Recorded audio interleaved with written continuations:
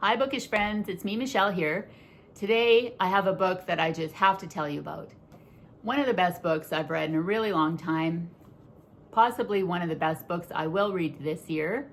Hopefully, I'll read more, but this one just was fantastic. It's got everything I love as a reader. It had a great plot, great characters, great pacing, and a really satisfying ending to top it all off. The book I'm talking about is called The Specimen by Jaima Fixen.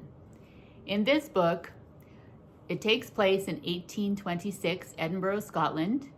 So it's a very gothic setting. And we're following Isabel Tate and her 7-year-old son, Thomas. When Thomas was a baby, he developed scarlet fever. And as a result of that, he got a defective valve on his heart. The mitral valve was permanently damaged. So when we first meet them, he's very sick. He's not doing well at all.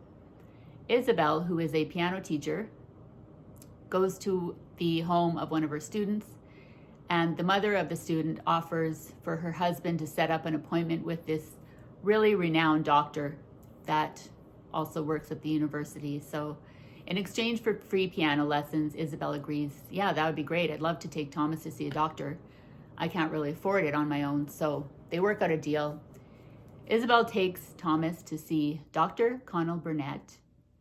Dr. Burnett gives her a horrible prognosis. He says, Thomas, there's not a lot I can do for him. He probably has, at the outset, about 3 years left to live. So Isabel takes this devastating news. She is in shock. She's beside herself. Thomas takes it in stride.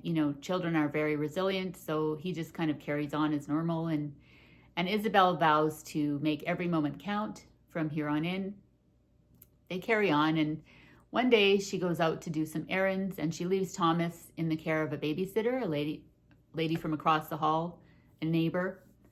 And she comes home to find that the babysitter is asleep in a chair and Thomas is gone. So to make matters worse, now her terminally ill son is now missing. She doesn't know what to do. She goes to the police. They launch an investigation, and this investigation goes on for quite some time. In the meantime, the doctor who we met initially when Isabel took Thomas to see him is a very interesting guy. We learned that he has a human anatomy course at the university. He's got his own school that he's been building over the years, and with his goal being to achieve a really high social club for surgeons. He wants to get into this club. So that's what his goal is. He's been working toward that. But he does teach at the university, the human anatomy course. He is also a practicing physician, so he sees patients a couple days a week. And he also has a curiosity museum in his own home. In his home museum, he has shelves and shelves and displays of all kinds of human body parts that have been preserved. So he's got all these jars lined up, and he charges admission to help raise money for his own research, as well as to keep his school going and to help pay for the ongoing need for cadavers in order to do research, as well as have specimens to show for his public display. What this reminded me of, I don't know if you guys remember this, but there was a show, a touring exhibition around called, I think it was called Bodyworks, but it was about that, the human body, and to learn about everything. So this reminded me of the 1800s version of that. So anyway, a year passes. We are no closer to finding Thomas. We follow a policeman named Adam. His storyline is very interesting, but he is investigating several missing children cases, including Thomas's. During the course of the investigation, he tracks down Thomas's biological father. Isabel's been going through life as a single mother, saying that, her husband was killed in the war, therefore she's raising Thomas on her own, when in reality, she was impregnated by a married man with children of his own named Stevenson. The detective reaches out to Stevenson, not only to inform him that his son is missing, but also to see if he's interested in putting up a reward for information, because Stevenson is very wealthy. He's married with children of his own, which is why when he got Isabel pregnant, he made a deal with her to keep everything secret, and he relinquished all his rights as a parent, as a father, and he said, okay, I'll just continue to support Thomas and give you money, but I don't want my wife to know about you or Thomas. In social circles, though, the secret slowly there's rumors floating around, so, Anyway, the detective goes to see this guy. He offers a reward for Thomas's, to find Thomas, to help with the investigation. And so it goes on and on. About 12 or so months, about a year and a month later, one night, Isabel has sunken into despair at this point. She feels like she's getting nowhere. She doesn't know what else she can possibly do. So one night her girlfriends offer to take her out and check out this new exhibit at this doctor's museum at his house. Upon entering the house, she has no idea that this doctor, Dr. Burnett, is the same doctor who she went to see with Thomas. They walk in, and she is shocked when she sees a child's heart in a jar on display on a shelf that has the exact same defect as her missing son, Thomas.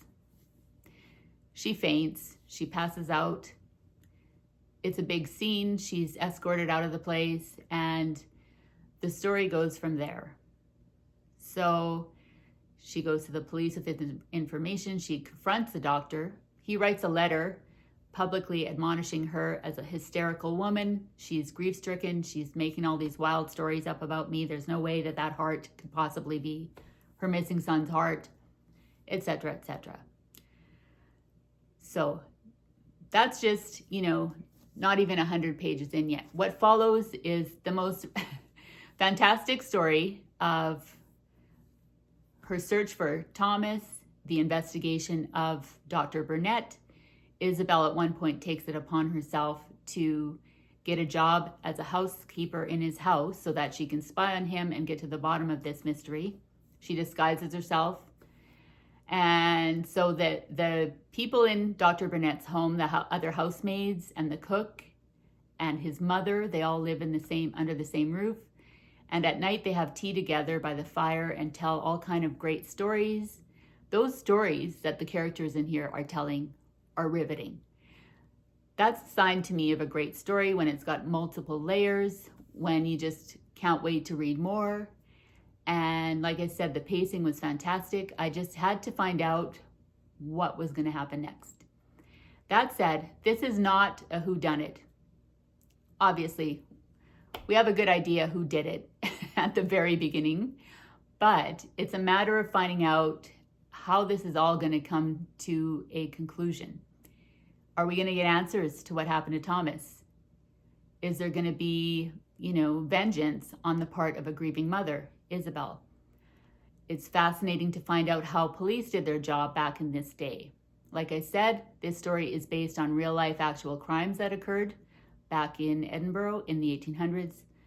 So yeah, if you want a fully engrossing, fantastic reading experience, if you like historical fiction, if you like a murder mystery, if you like to just read fantastic dialogue, this alternates between first person and third person point of view, so that carries the story and makes it really interesting. We get Isabel in her head, what she's thinking. We also get the doctor in his head, what he's thinking, and then in between we get all the interactions of the other characters in the third person. So yeah, it makes for a really fantastic reading experience. 5 stars. I hope you pick it up. And as an added bonus, I found out that this author lives in the same city as I do. So maybe I'll get the opportunity to talk to her in person one day and tell her how much I loved this book. The Specimen by Jaima Fixen. Do yourself a favor, get it from your library or your local independent bookstore, wherever you get your books. Fantastic. Thank you for watching this video. Have a great day. See you in the next one. Bye.